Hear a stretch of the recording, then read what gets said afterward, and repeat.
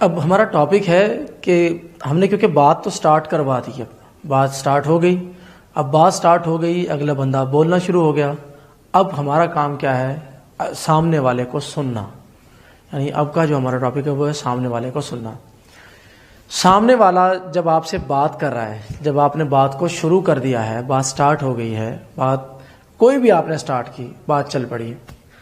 اب آپ نے اس کو اس طریقے سے اس کے سامنے بیٹھنا ہے اور اس طریقے سے اس کے سامنے بیٹھ کے اس کی بات کو غور سے سننا ہے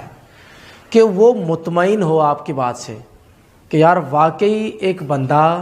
مجھ سے جو اس نے سوال کیا تھا وہ فضول میں بات نہیں کی یا مجھے تنگ کرنے کے لیے نہیں کی، اس نے مجھے واقعتاً وہ مجھے سننا چاہتا ہے، وہ مجھ سے جاننا چاہتا ہے، کچھ سیکھنا چاہتا ہے، کچھ لینا چاہتا ہے،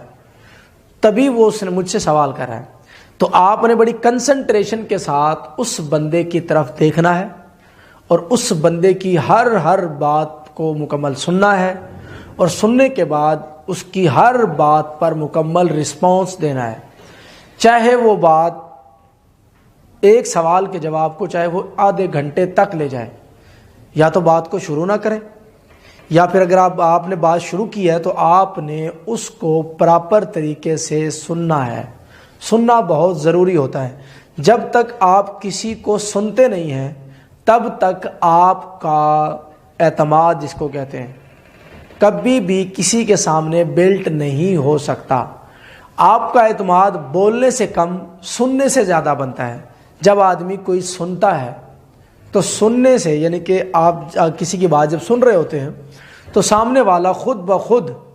آپ سے مطمئن ہو جاتا ہے کہ یار یہ میری اتنی لمبی بات اس نے بڑے غور سے سنی ہے، یہ واقعی مجھ سے کچھ سیکھنا چاہ رہا ہے، مجھ سے کچھ لینا چاہ رہا ہے۔